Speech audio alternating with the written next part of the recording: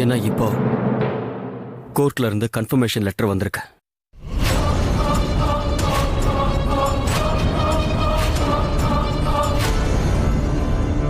இன்னையில இருந்து 1 மாசத்துக்கு அப்புறம் எனக்கும் உனக்கும்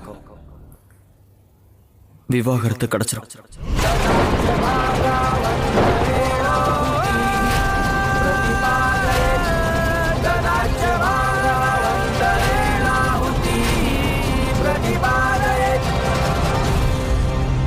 நீ போனதுக்கு அப்புறம் நான் நிறைய யோசிச்சேன். நீ என்கிட்ட சொன்ன எல்லா விஷயத்தையும் நான் ஒத்துக்கிறேன் சீமா. நல்லதுதான். ஏன்னா வேரோட விழுந்த மரத்தை மறுபடியும் நட்டு வைக்கணும்னு நினைச்சா அது என்னைக்குமே நடக்காத காரியம். நம்ம உறவும் வேரோட விழுந்த மரம் மாதிரி தான். இனிமே அது என்னைக்கும் நினைச்சு நிற்காத. எந்த உறவுல எதுவுமே மிச்சம் இல்லையோ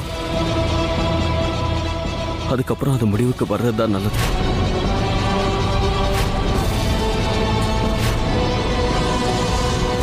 இன்னையில இருந்து 1 மாசத்துக்கு அப்புறம் நாம 2 பேரும் டிவோர்ஸ் பேப்பர்ஸ்ல சைன் பண்ணுவோம்.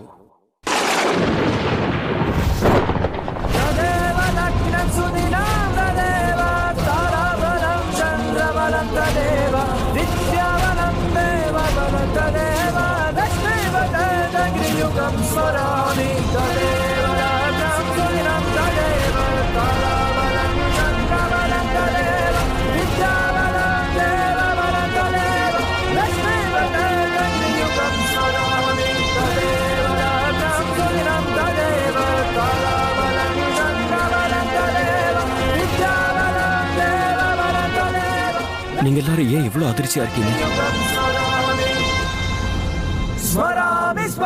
இந்த முடிவு என்னோடதுதான். ஆனா நான் எடுத்த முடிவு இப்ப நடந்திருக்குன்னா அதுக்கு சீமாவும் முக்கியமான காரணம்.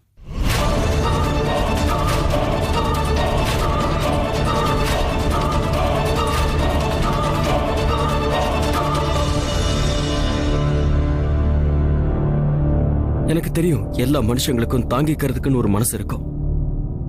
ஆனா நான் செஞ்ச குற்றத்தை தாங்கிக்கிறது ரொம்ப கஷ்டமான விஷயம்தான். அதனால சீமாவால என்ன மன்னிக்கவே முடியாது. இதுக்கு மேல என்னாலேயே அவ முகத்துல முடிக்க முடியாது. எனக்கு ரொம்ப அசிங்கமா இருக்க. எனக்கே என் மேல வெறுப்பு வந்துருச்சு. இப்பவும் நான் ஏன் உயிரோட இருக்கேன்னு தோணுது. என்னால தாங்கிக்க முடியாமதான்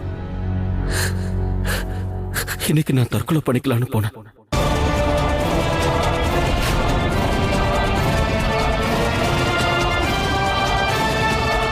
என் உயிரை நானே எடுத்துக்கிற அளவுக்கு எனக்கு இன்னும் தைரியம் வரல.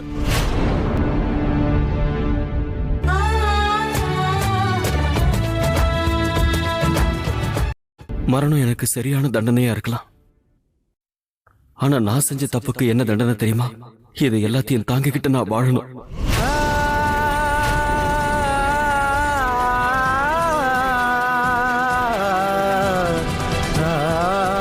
இனிமே நான் சீமா கிட்ட இருந்து பிரிஞ்சிருக்கணும். அதுதான் எனக்கு கிடைச்ச தண்டனை.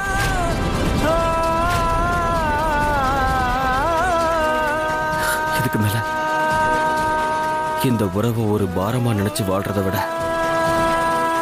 நாங்க பிரியறதுதான் நல்லது.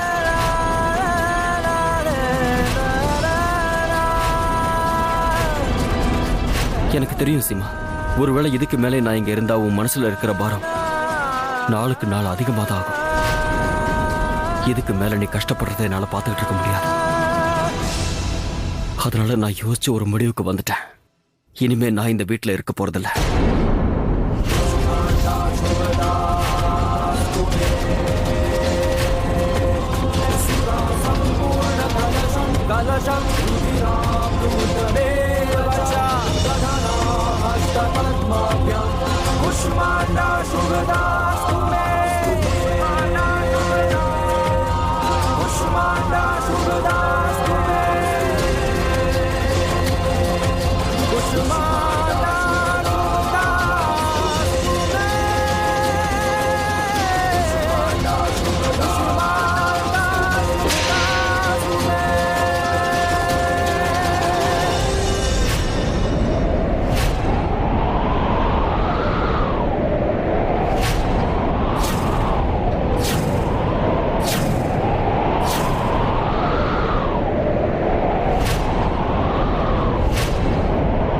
நீ வீட்டை விட்டு போக நினைக்கிறியா?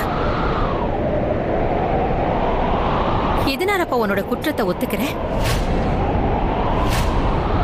நீ செஞ்சது குற்றம் இல்ல, பெரிய பாவத்தை செஞ்சிருக்க. உன்னோட மனைவிக்கு அநியாயத்தை செஞ்சிருக்க.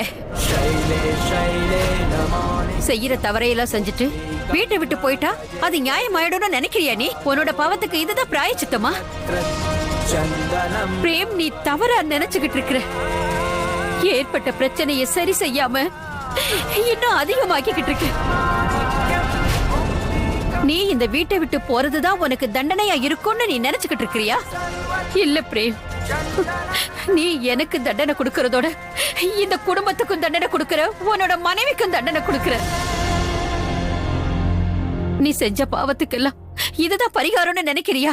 ஏன் பிரேம், உனக்கு ஏன் புரியவே மாட்டேங்குது? இதுக்கு அது தீர்வு இல்ல. பிரேம், நீங்க ஏற்கனவே நிறைய தப்புகளை செஞ்சிட்டீங்க. அதனால இப்போ அந்த தப்ப திருத்துறங்கிற பேர்ல பெரிய தப்பு பண்ணிக்கிட்டு இருக்கீங்க. பிரேம், இங்க பாருங்க, ஒரு குடும்பத்தை எப்போ ஒருத்தன் வெளியே போறானோ அப்ப அவனோட சேர்த்து வீட்டு சந்தோஷங்கள், எதிர்பார்ப்புகள் எல்லாமே போயிடும். என் கூட இருக்க கூடாதுன்னு நினைக்கிறீங்கல்ல? சரி, அப்ப இந்த வீட்டை விட்டு ஒருத்தவங்க போய் தான் ஆகணும்னா நான் போறேன். பிரேம்,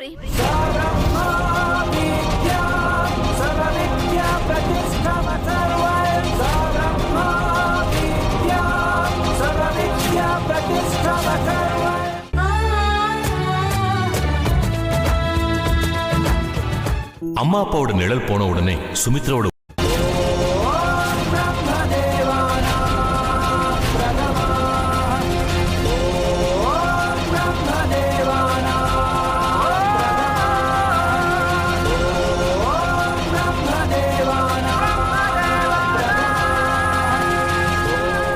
இப்படி எல்லாம் பேசுற சீமா, நீ ஏன் வீட்டை விட்டு போகணுங்கிற?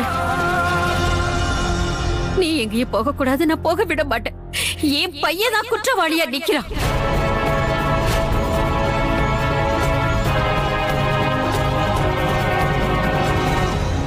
அவனோட அம்மாவான நான் உன்னை வேண்டி கேட்டுக்கிற சீமா,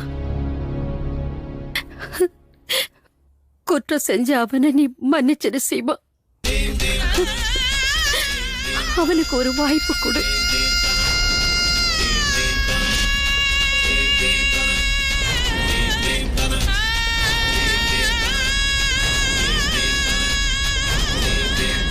சீமா, பிரேமுக்கு இந்த வீட்டுல எந்த அளவுக்கு உரிமை இருக்கும் அதே அளவுக்கு உனக்கும் இருக்குமா? பிரேம் இந்த குடும்பத்தோட அசைக்க முடியாத நம்பிக்கைடா. அதே மாதிரி நீ இல்லாம இந்த குடும்பம் நல்லா இருக்காதும்மா.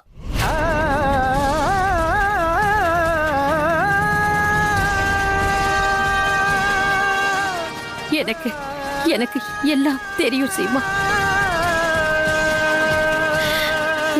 இந்த சூழ்நிலையில அவனோட கடமைகளை நீ நிறைவேற்றுறது உனக்கு கஷ்டமா தான் இருக்கும். அது எனக்கு புரியுது சீமா. அம்மாடி, நான் ஒரு தாயா இருக்கிறதுனால உனக்கு புரிய வைக்கணும்னு நினைக்கிறேன். இந்த வீட்டுக்கு நீ ஒரு மருமக மட்டும் இல்லம்மா, இங்க இருக்கிற எல்லாருக்கும் நீ மக மாதிரி. ஒரு விஷயத்த சொல்ல விரும்புறேன். இத பாரு சீமா, நீ ஒரு குழந்தைக்கு தாய். அஞ்சலியும் சஞ்சனாவையும் பத்தி யோசிச்சு பாரு. அந்த குழந்தைங்களுக்கு உங்களோட அன்பும் வளர்ப்பும் ரொம்ப ரொம்ப அவசியமா. கொஞ்சம் யோசிச்சு பாரு. இந்த குடும்பத்துக்காக பிரேம நீ மன்னிச்சிருமா. நீ என்னோட மகனை மன்னிச்சிருவேன்னு நான் நம்புறேன் சீமா.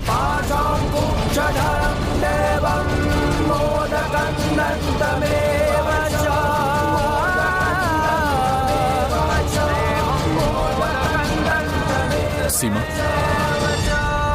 அம்மா சொல்றது சரிதான்.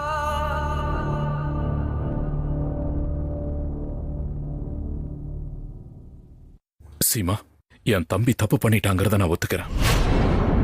ஆனா ஒரு விஷயம் சீமா, என் தம்பி மனசால கெட்டவன் இல்ல.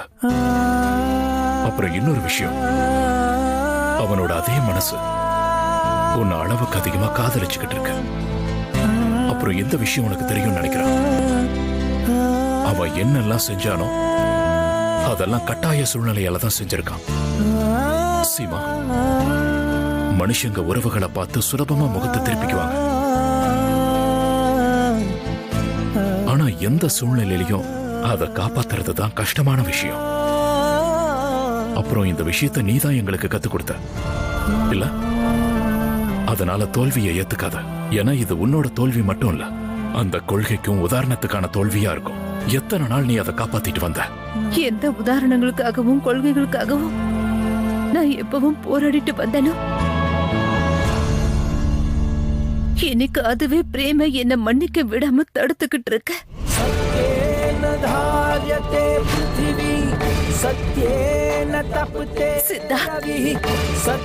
எந்த உறவோட புனிதம் அப்புறம் நேர்மையை பத்தி கர்வப்பட்டுட்டு இருந்தேனோ, எனக்கு அதே உறவு என்ன அவமானப்படுத்தி அசிங்கப்படுத்திருச்சு சித்தார்த்.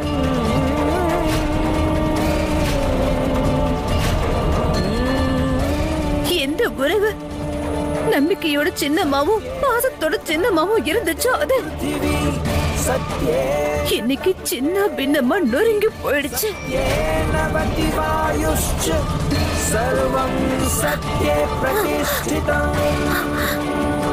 நான் உங்களை ஒண்ணு கேட்கவா? இப்ப நான் இருக்கிறேன் அதே சூழ்நிலையில ஜானவி இருந்திருந்தா நீங்க என்ன சொல்லிருப்பீங்க? அப்பவும் இதையேதான் நீங்க அவகிட்ட சொல்லிருப்பீங்களா? சொல்லுங்க. இல்ல சித்தார்த், அப்பா அவளோட இந்த முடிவுக்கு நீங்க அவளுக்கு துணையா இருந்திருப்பீங்க. இப்ப சொல்லுங்க, நான் என்ன பண்ணட்டும்? மனசுல இவ்வளவு வச்சுக்கிட்டு உங்க கூட பாசமா எப்படி என்னால இருக்க முடியும்?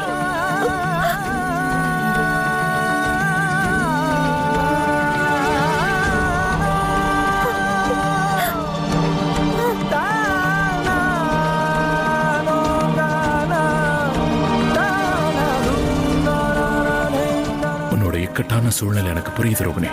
நீ இந்த குடும்பத்துக்கு துணையா போகலாமா இல்ல உங்க அக்கா எடுக்கிற முடிவுக்கு துணையா இருந்து மரியாதை கொடுக்கலாமாங்கிற குழப்பத்தில் இருக்கிற ரோகிணி.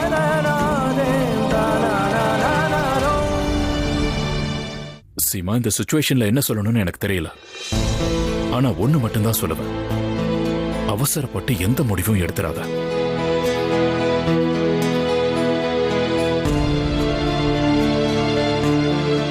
சீமாண்ணி, பிரேமண்ணாவுக்கு.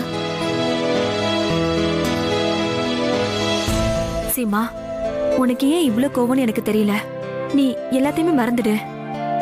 இங்க பாரு சீமா, எங்களால நீ இல்லாமலும் வாழ முடியாது, அப்புறம் பிரேம் இல்லாமலும் வாழ முடியாது. ஒருவேளை நீங்க 2 பேரும் பிரிஞ்சு போயிட்டீங்கன்னா அப்புறம் இந்த குடும்பமே செதஞ்சு போயிடும். இங்க யாராலையும் அதை தாங்க முடியாது. அதனால நீ முடிவெடுக்கிறதுக்கு முன்னாடி ஒரு தடவை நல்லா யோசிச்சுக்கோ.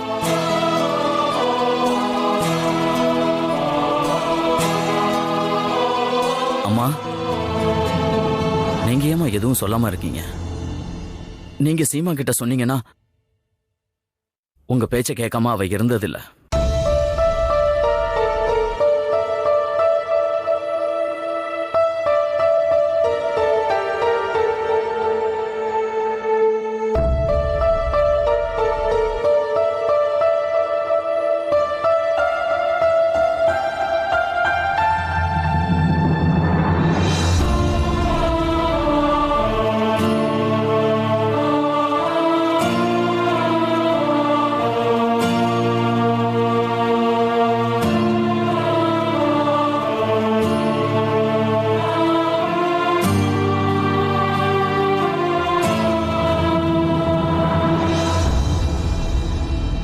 என்னம்மா எதுவும் சொல்லாம போறீங்க? நீங்க சீமா கிட்ட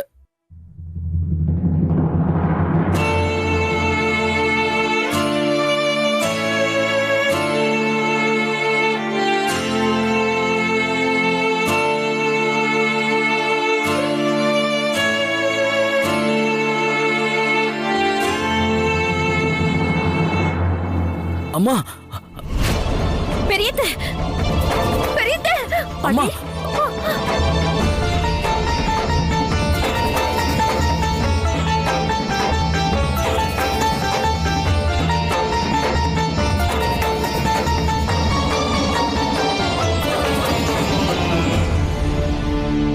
எப்போ கணவன் மனைவி உறவு சேருதோ அப்ப ரெண்டு குடும்பத்துல இருக்கிறவங்க எல்லாரும் ரொம்ப சந்தோஷமா இருப்பாங்க.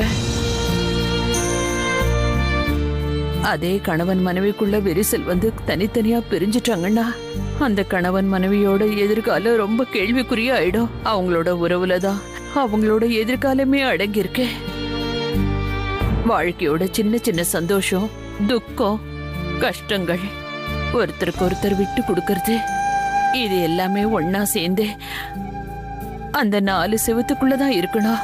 நான் என்ன சொல்ல வரேன்னா, இன்னைக்கு பிரேமும் சீமாவும் இருக்கிற நிலைமைய நாம கண்கூடா பாத்துக்கிட்டு இருக்கோம். அந்த உறவை காப்பாத்தணுமா இல்ல உடைக்கணுமான்னு இதுக்கான முடிவை அவங்க 2 பேர் மட்டும்தான் எடுக்க முடியும்.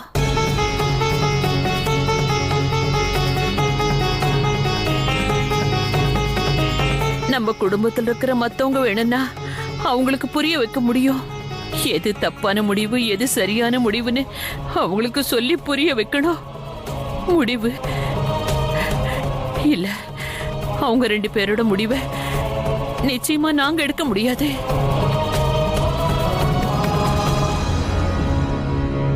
அவங்களோட முடிவுல நம்ம குடும்பத்தோட எதிர்காலமே அடங்கி இருந்துச்சுன்னா அப்புறம் எங்களுக்கும் அந்த உறவு மேல கொஞ்சம் உரிமை இருக்கும்ல.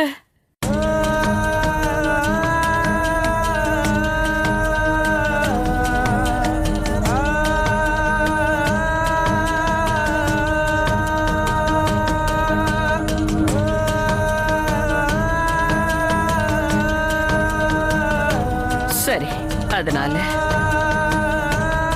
பிரேமுக்கும் சீமாவுக்கும் அவங்களோட முடிவை சொல்றதுக்கு நான் நாளை காலையில வரைக்கும் காத்துக்கிட்டு இருக்கேன்.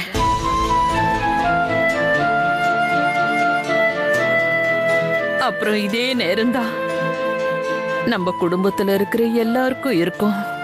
பிரேமுக்கும் சீமாவுக்கும் இருக்கிற இடைவெளி எவ்வளவு தூரம் இருக்குன்னு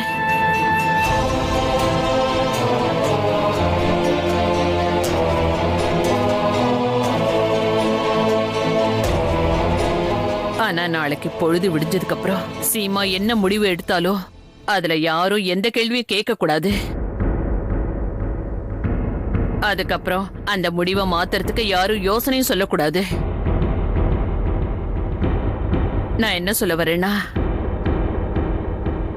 சீமா எந்த முடிவு எடுத்தாலும் நாம எல்லாரும் அத அந்த அம்மனோட முடிவா நினைச்சு அதை நாம ஏத்துக்கணும்.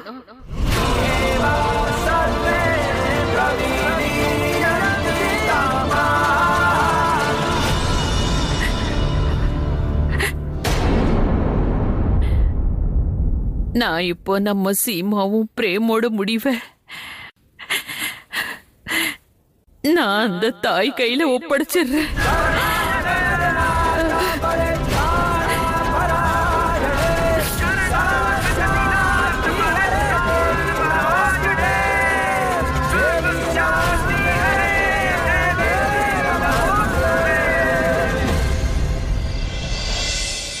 இங்க பாரு பிரேம், புரிஞ்சிக்க முயற்சி பண்ணு.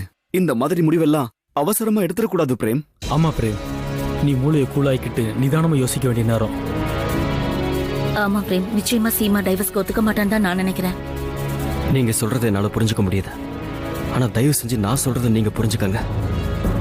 நான் செஞ்ச குற்றத்துக்காக சீமா கிட்ட எப்பவோ கையெடுத்து கும்பிட்டு மன்னிப்பு கேட்டுட்டேன். ஆனா அவ என்ன மன்னிக்கிறதுக்கு தயாரா இல்லை. இப்ப என் மனசுல இருக்கிற பெரிய வேதனை இதுதான். அவ என்ன மன்னிப்பான்னு எனக்கு தோணல. அதே நேரத்துல என்ன தண்டிக்கவும் தயாரா இல்ல.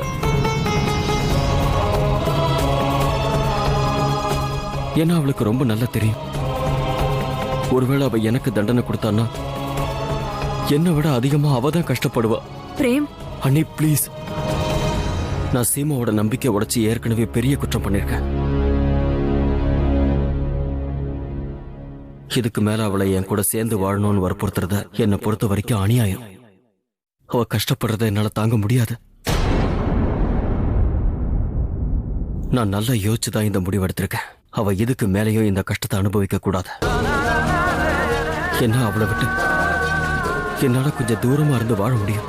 ஆனா அவ பக்கத்துல இருந்துகிட்டு விலகி இருக்கிறது என்னால முடியாத காரியம். நான் என்னோட முடிவை எடுத்துட்டேன். இந்த விஷயத்துல சீமா என்ன முடிவு எடுக்கணும்னு அவதான் முடிவு பண்ணணும்.